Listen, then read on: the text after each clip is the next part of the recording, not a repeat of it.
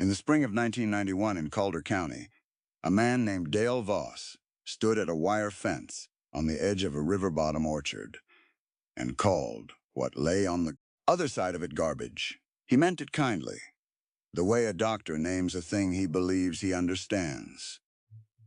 Voss managed the big cider press 2 miles up the road, and for the past 2 years his trucks had been dumping the spent apple mash, the wet brown ruin left after the juice is squeezed out, along the fence line of Tom Hale's place, because it was cheaper than hauling it to the county tip. Hale was 61 that spring, lean, slow to speak, in a canvas coat, older than the man insulting him. Voss told him the pile was a health nuisance and a hobbyist's daydream, and that if Hale thought he was going to make anything of it, he was a sentimental old fool who had not read a balance sheet in his life. Now let me tell you about the autumn of 2006, 15 years and a great deal of patience later, when a buyer from a national specialty grocer sat at Hale's kitchen table, read a single figure off a purchase agreement, and went quiet for a long time. I will get you to that number. If you have ever watched a confident man measure the wrong thing and call it the whole world, stay with this one and tell me at the end whether you saw it coming. First, though, you have to understand what Dale Voss was looking at and why he could not see it. He saw rotting pulp against a fence. Hale saw 9 years of the cheapest raw material a careful man was ever handed for free. The difference between those two ways of seeing is the whole of this story, and it is older than either man. Let me tell you about Tom Hale, because the press manager never bothered to. He had farmed the same 40 acres of river bottom outside the town of Marsh Hollow for most of his life, ground his family had worked since, before the road was paved, and he was known in the county for 2 things. He was known for saying almost nothing at the feed store, where a man could ask him 3 questions and get 1 word back, and feel he had gotten his money's worth. And he was known for keeping the cleanest cellar anyone had ever set foot in, a limestone room under the old farmhouse where the temperature held steady summer and winter, and where not a cobweb was permitted to stand. The cellar mattered more than the silence, though the two were related. Hale's grandmother, a woman named Etta, who had come down from a hill farm as a girl with a wooden trunk and a way of doing things she did not explain to people who had not earned the explanation, had filled that cellar her whole life with crocks and barrels and glass, and she had kept a leather notebook in which she wrote in a small slanted hand exactly what she did and exactly what happened when she did it. Hale had that notebook. He had read it so many times the spine had given up, and the pages came loose in his hand, and he handled it the way other men handled a family Bible. Most of it was about one thing, the slow conversion of sweet things into sour ones, of cider into vinegar, by a process Etta had described in plain words long before anyone in a university taught Hale the chemistry that sat underneath them. He kept the book on a shelf above the workbench, where the light from the one window fell on it, and he kept a dog, a stocky brown shepherd mix, named Pip, who followed him to the fence line every single morning and sat in the wet grass while Hale looked at the pile of mash and thought about what the rest of the world could not see in it. Voss was not a bad man. I want that understood before we go further, because the easy version of this story makes him a villain, and the easy version is a lie. Dale Voss was 44 in 1991, a food scientist with a degree from the State University, and 11 years of running the largest cider operation in 3 counties. He had modernized that press. He had cut spoilage, raised throughput, and brought the owners a profit they had not seen in a generation. And he had done it by treating fruit as a problem of efficiency, which is what his training told him fruit was. He believed, sincerely and with evidence, and that Left after the juice was waste with a disposal cost. The mash he dumped at Hale's fence was by every number Voss could measure, worth less than nothing. It cost him money to move it. He gave it to Hale to be rid of it. And when Hale thanked him, Voss took the thanks as confirmation that the old man did not understand business. What Voss did not know is what I want to tell you about now, because it is the engine of everything that followed. Apple mash, the pomace, is not the dead end it looks like. After the press takes the free-running juice, the crushed skins and cores and pulp still hold a great deal of sugar, locked in fiber and in the last unsqueezed cells that a modern press, tuned for speed, does not bother to rupture. A press built for throughput is built to leave money in the mash, because the last 10% of the juice costs more to extract than it returns, and so the modern method walks away from it on purpose. The mash also holds something else the juice has mostly lost, something a sterile stainless tank actively destroys, which is the wild population of yeasts and bacteria that live on every apple skin in an orchard, thousands of strains, a different community on every tree. Hale knew because Etta had written it down, and because he had watched it happen 10,000 times. That fermentation runs in 2 acts, and that the press cared about only the first. In the first act, in the warm dark with the air kept off, the yeasts eat the remaining sugar and breathe out alcohol. That much any cider maker understands. Yet there is a second act, and the second act is where the value hides. When you let air back in, a second set of organisms, the acetic bacteria, the ones that ride in on every apple skin, and gather into a pale living raft on the surface, eat the alcohol, and breathe out acetic acid, which is the sour soul of vinegar. The first act needs the air kept out. The second act needs the air let in. Etta had written that distinction in 6 farm words, and it was the single most important sentence in the book, because almost everyone who tries to make vinegar fails by getting the air wrong in one act or the other. The press threw away the second half of the apple. It threw away the second act entirely. Hale collected both, for free by the truckload, twice a week for years, and laid them down in oak. To finish the work the press had no patience to finish. He did not start an empire. Let me be honest about the beginning, because the beginning was small and unglamorous, and looked exactly like the foolishness Voss had named. In 1991, Hale built a low shed of cull lumber against the south wall from the barn, where the afternoon sun would hold the warmth the bacteria wanted, and in it he set a row of oak barrels he bought used from a closed winery for $9 apiece, their staves still faintly sweet with the wine they had held. He scrubbed each one with hot water and a little vinegar, and turned them open-mouthed to the sun for a day to kill what should not be in them. He layered the fresh mash with well water and a generous splash of his own finished vinegar, from the year before, the way Etta's book told him to. So the right bacteria had a head start over the wrong ones, because a barrel is a race, and whoever you give the lead to is who wins.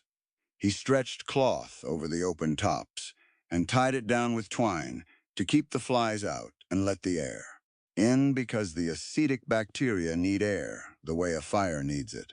And a sealed barrel at that stage makes a sour mess and nothing more. Then he waited.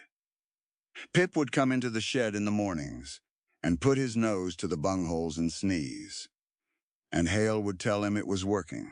It was supposed to smell like that. The first batch took most of a year. Finally drew a glassful. It was sharp and clean and smelled of apples, in a way no store vinegar ever had. A brightness underneath the sourness that made the back of your jaw ache.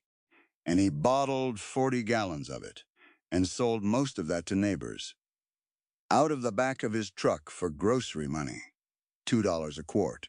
Jars they brought back to be refilled. To the county, it was a strange old man selling sour cider. To Hale, it was the first quiet proof of something he had known his whole life, that the press had been paying to throw away the better half of the apple, and that no one but a fool or a man with a notebook would ever bother to pick it up. Now I should tell you about Ray Sutter, because his story runs alongside Hale's the way two rows run alongside each other in a field, and you need to watch them both. Ray farmed the next place over, a younger man, 35 year, ambitious and well-liked, with a wife and two small children and a real talent for the work. Ray had listened to people like Voss his whole career and believed them, which was reasonable, because the people like Voss had the degrees and the data and the confident voices, and Ray had a family to feed and could not afford to be wrong. In 1993, Ray borrowed $60,000 against his land to plant 40 acres of a single high-yield dessert apple. The processors wanted the kind that fills a juice tank fast and runs uniform through a grading line. He bought a new air blast sprayer for $19,000 and a refrigerated trailer for the haul to the press, and signed a supply contract with very operation. Voss ran at a rate that looked on paper like a guaranteed living. He did the arithmetic the extension office taught him, and the arithmetic said yes. Ray did everything the credentialed world told him to do, and for a while it worked beautifully. His first full crop came in at better than 30 tons to the acre, clean and bright and exactly to spec. His checks were larger than anything Hale saw.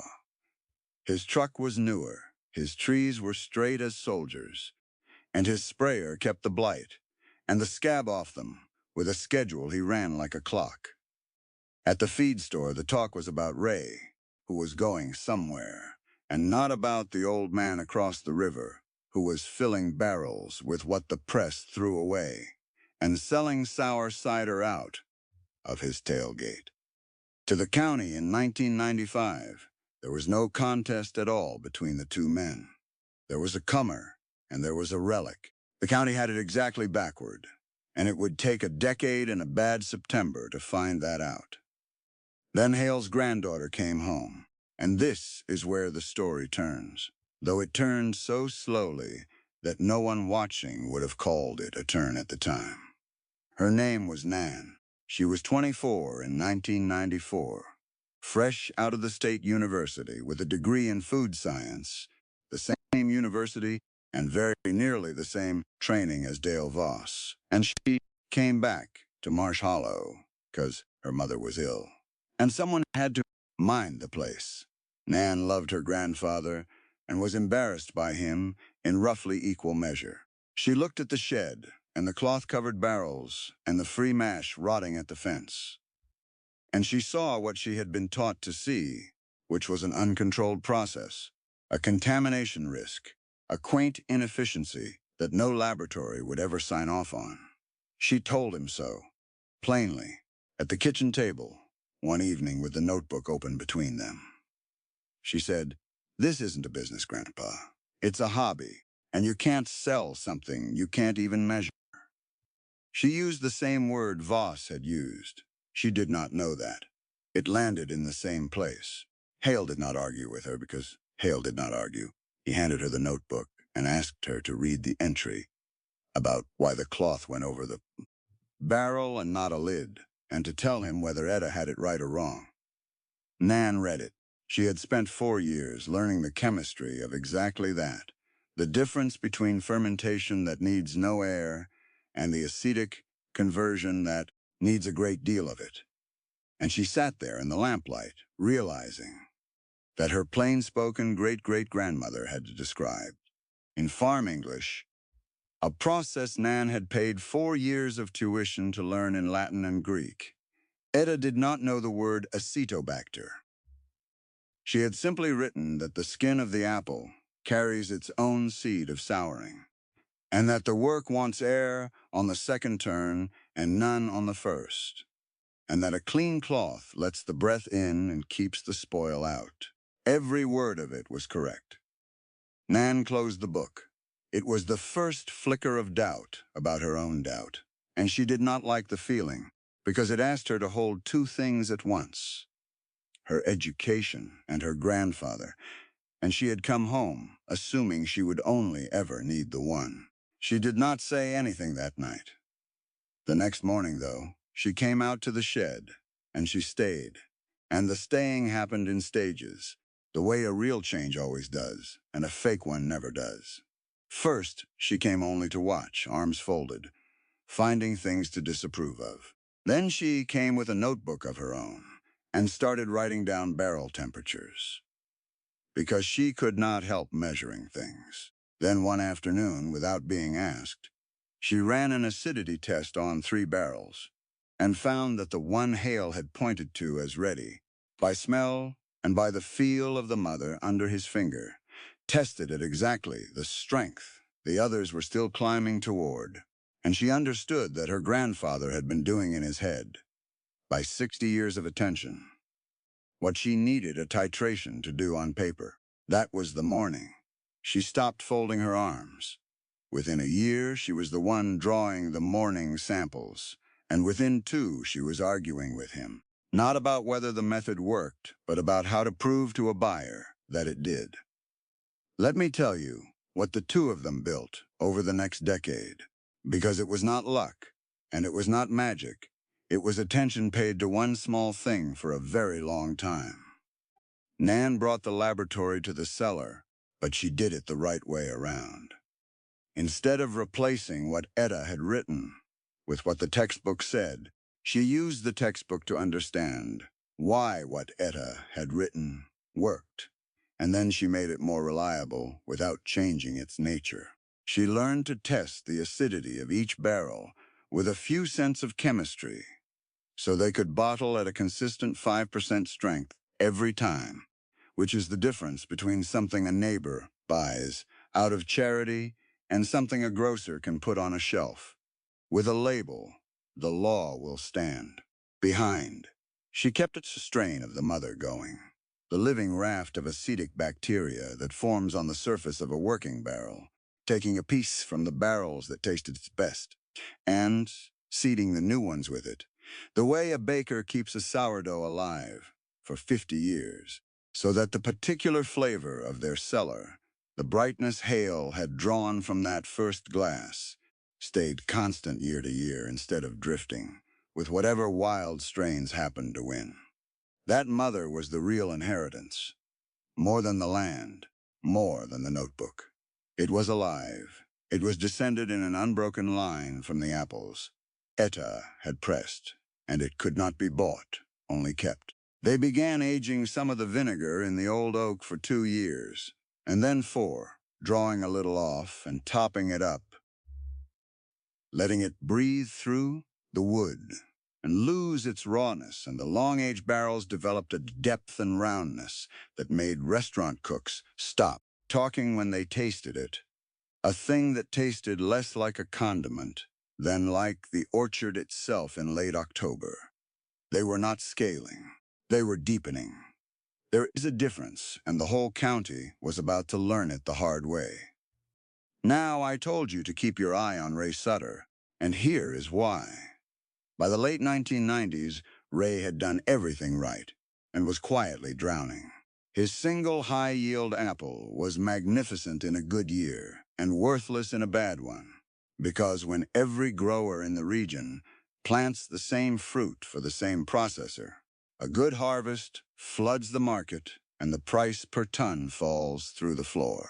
In 1997, the regional crop came in heavy, and the contract rate dropped from $140 a ton to $91, and Ray's $60,000 note and his $19,000 sprayer did not drop a penny along with it, because debt does not care what the weather did or what the market did. Debt only knows the date on the page. He went to see Voss at the press more than once, hat in his hand, and Voss, who genuinely liked Ray and genuinely wanted to help, could only offer him the contract rate the market set, because Voss, too, was a servant of the same numbers, a manager who could no more change the price of a ton of apples then he could change the weather that set it. In 1999, Ray took a second loan, 30,000 more, to plant another 12 acres of the same apple on the theory that the way out of a low price is more volume, which is the theory the whole conventional world ran on.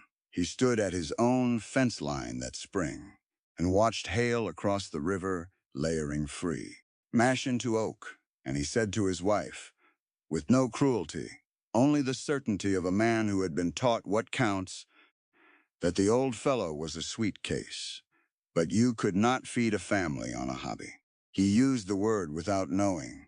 Two other men had used it before him about the same operation. It was the third time that word was spoken over those barrels, and it was the last because the weather was about to take the word out of everyone's mouth at once. I want you to sit with that, because it is the quiet center of this story. The advice Ray followed was not stupid. It was the best advice the system had. It was simply built for a world that does not have weather in it. And here it is worth stopping on Dale Voss again, because in 2001 he came back to Hale's fence, and the dismissive word got said a second time, in a different key. The press had decided to stop dumping the mash for free. New regulations meant Voss could sell it as cattle feed supplement, and he came to tell Hale the gravy train was over, and to do it without unkindness. He stood at the same wire fence and looked at the long, low shed, bigger now, and the rows of bottles Nan had labeled, and he said, "I'll give you this. You've kept yourself busy." He smiled when he said it, the patient smile of a man who has never once been wrong about anything that mattered to him. He offered to keep selling Hale the mash at the feed rate, $11 a ton. And Hale agreed without a flicker, because $11 a ton for the back half of the apple was still to Hale the cheapest miracle in the valley. Voss drove off, believing he had done a kind thing for a harmless eccentric. He had no idea he had just signed a supply contract with the operation that would one day be worth more than the press he ran. Let me tell you about the buyer. Because every story like this one has a moment when someone qualified to judge finally looks at the thing the way it deserves to be looked at. In 2003, a woman named Claire Boyd drove out from the city. She was the head buyer for a chain of specialty grocers, a serious person with a serious palate, 20 years of tasting things for a living, and she had been handed a bottle of Hale's 4-year vinegar by a chef who refused to tell her where he got it, which is the highest compliment one cook can pay a supplier. She came expecting a farm stand, a card table, a handwritten sign. She found a clean cellar that smelled of oak and apples, a 63-year-old man in a canvas coat who answered her questions in single-level sentences and never once tried to sell her anything, and a woman with a food science degree, running acidity tests by lamplight, beside barrels older than she was. Boyd asked to taste from the wood. Hale drew a little of the 4-year into a glass and handed it to her without a word about what she ought to notice, because he'd not believe in telling a person what to taste. She put her nose to it, first, the way the serious ones do, and then she tasted it, and then she tasted it again, and she set the glass down and did not talk for the better part of a minute. Nan would say later that the silence was the moment she knew. Her grandfather had been right the whole time, because she had watched a great many people taste that vinegar and be polite about it, and she had never seen one of them go quiet.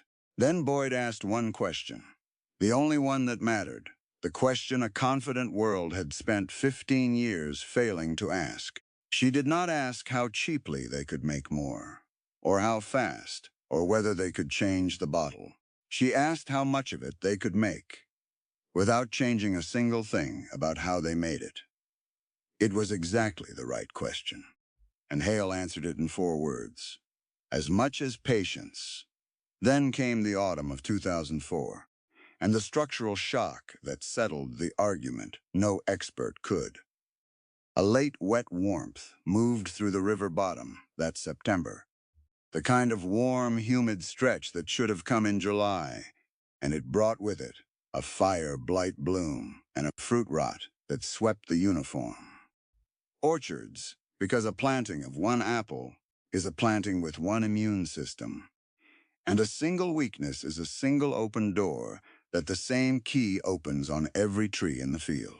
Ray Sutter's 52 acres of the high-yield dessert apple, all grafted from the same parent stock, all genetically identical, all equally and exactly vulnerable to the same organism, lost better than 70% of the crop in under 3 weeks. He ran the sprayer until the tank was empty, and the chemical no longer mattered, because you cannot spray your way out of a disease. The whole planting was bred to catch. The press itself, dependent on those same uniform, contracted orchards up and down the valley, ran at a third of capacity that fall and posted its first loss in Voss's 15-year tenure, $250,000 in the red on a single bad September. Now, set Hale's place beside that in the next breath, because the contrast is the whole verdict. Hale did not have a monoculture to lose. His raw material was not even fruit. It was the spent mash of whatever apples survived anywhere in the region. And there are always some, and what little extra he needed, he drew from his own old mixed trees, a dozen varieties. Etta had grafted across 40 years, no two of which got sick at the same time. Because a disease that ruins one old apple variety often cannot touch the one growing beside it. The blight that broke the efficient path could not find a single door to open in the patient one. Hale's production that year did not fall at all. He laid down the same 110 barrels he laid down every year, 4 years out from market, untouched by a disaster that had cost the county better than 8,000 tons of fruit and put 2 of his neighbors into bankruptcy. Ray lost almost everything. Hale lost nothing that mattered. The same 3 weeks of weather wrote both lines of the ledger. I am not going to pretend that was a triumph in the moment, because watching a good neighbor go under is not a triumph, and Hale did not treat it as one. He drove over to Ray's the week the bank notice came, and sat at Ray's table, the way Boyd had sat at his. And he did not lecture, and he did not gloat. He offered Ray work, real work, in the cellar through the winter, and Ray, who had nothing left to be proud about, took it that winter. The man who had bet everything on volume learned to lay mash in oak with a man who had bet everything on time. By spring, Ray could read the mother on a barrel the way he had once read a yield chart, and something in him that the low prices had broken began slowly to mend. Which brings us back to the autumn of 2006, and the kitchen table, and the number I promised you. Claire Boyd's grocery chain had spent 2 years quietly building the brand, putting the 4-year vinegar on the shelf in a plain bottle with Nan's careful label, and it had become the kind of thing that sells out the day a shipment arrives and gets written up by people who write about food for a living. Cooks drove an hour to buy it. A magazine called it the best domestic vinegar its tasters had ever put in their mouths, and did not know, when they wrote it, that it was made from the cores and skins of press, 2 miles from Marsh Hollow, had spent years paying to throw against a fence. Boyd drove back out to the river bottom that October with a renewed purchase agreement in a leather folder, a multi-year commitment for everything Hale and Nan could make at their deliberate, unhurried pace, aged the full 4 years, not 1 barrel faster. Because she had learned the one thing the conventional world never asked, which was that the time was the product, and the time could not be rushed. She set the folder on the kitchen table, next to Etta's notebook, the new agreement beside the old hand, and she opened it to the page that mattered. Hale sat across from her with his hands flat on the wood. Nan stood by the window, with a pen she had forgotten she was holding. Boyd read the annual figure aloud. slowly so there would be no mistake about it. $410,000. The number sat in the lamplight and did not move. Nobody reached for it. For a vinegar made of garbage, drawn from a free pile, rotting at a wire fence, fermented in $9 barrels, by a man, a credentialed expert, had stood at that same fence and called a sentimental old fool. It landed with a weight all out of proportion to its size, the way a single true word can land heavier than an hour of talk. It was not really a number about money. Hale was not a man who thought in those terms, and never would be.